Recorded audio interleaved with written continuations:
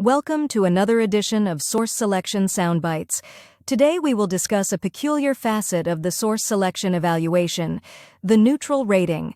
The required neutral rating reflects one of the cardinal rules of past performance, which prohibits the government from beating up on the little guy who may not have relevant past performance references. The intent of this rule is to help companies with no past performance break into the government market. The result of this policy is government contractors with no prior experience can still submit offers for solicitations that make past performance the most important factor. Yes, the proposal will receive a neutral rating, but that may be superior to all the others if your competitors have experience but didn't do a good job on those past projects.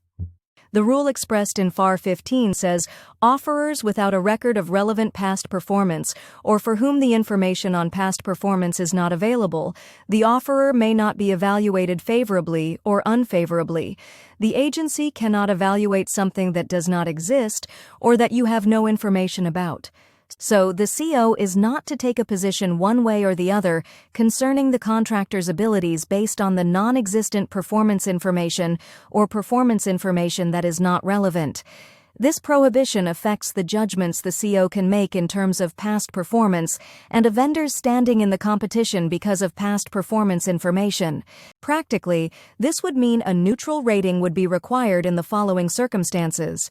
1. A vendor that demonstrates no similar past contracts. 2. A vendor that demonstrates no contracts at all. And 3. A vendor that demonstrated limited past performance information. Limited past performance information usually is the result of when the solicitation requires a minimum number of references but receives fewer than that number required by the solicitation. It also means that since the neutral rating was assessed, and the affect of the rating is neither good or bad, the agency must avoid penalizing a proposal for having a neutral rating. Penalizing or adversely treating vendors for a neutral past performance rating includes actions such as disqualifying a vendor for not possessing relevant past performance or eliminating a vendor from the competitive range solely for having a neutral rating. Since neutral past performance represents the midpoint of whatever rating system the CO is using in the acquisition, adverse treatment would also include assigning a lower rating to performance that should receive a neutral rating.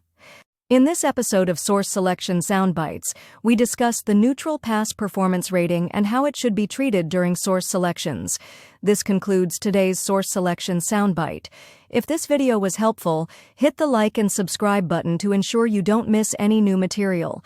If you want more details on the subject, they are available on the Source Selection Answer app. It contains lectures, quizzes, court cases, sample documents, and more material that allows practitioners to quickly obtain actionable knowledge. Thanks for watching. See you next time.